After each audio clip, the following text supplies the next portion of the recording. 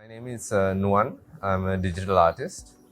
I've been making art for close to 9 years now, and my sort of practice revolves around psychedelic and visionary art.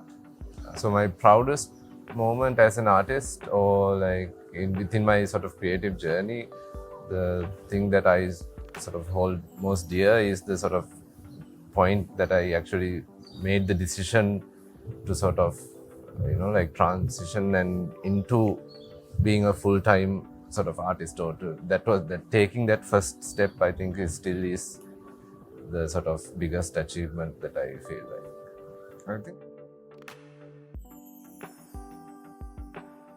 so. Coming into the residency program, actually I did not have any sort of idea as to like, or objectives or something to gain out, or like I try to avoid any sort of bringing in any preconceived idea into it.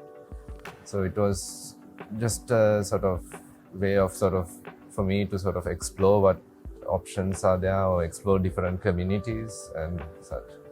Like after coming into the residency and being part of it, I'm sort of, it has opened my eyes to a lot of I would say different ways and methods, and like how different communities work and all that. So it's I mean, since the residency is still not over, I couldn't sort of really say what exactly I gotten out of it. I think it's usually it takes possibly maybe like a few weeks, then sort of with the recollection process, and that's when the sort of integration happens. That's when I will actually know. But learned a lot.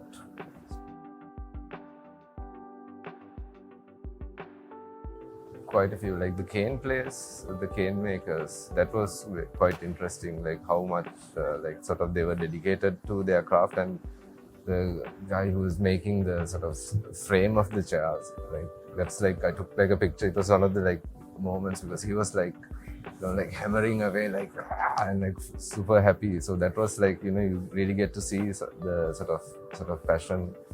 That was one point.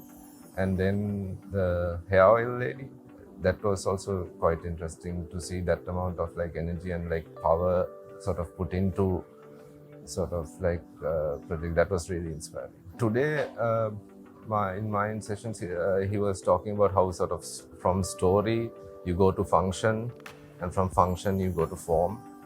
So, and there's I mean, I guess it's with this whole idea of sort of like it's like business oriented and design oriented.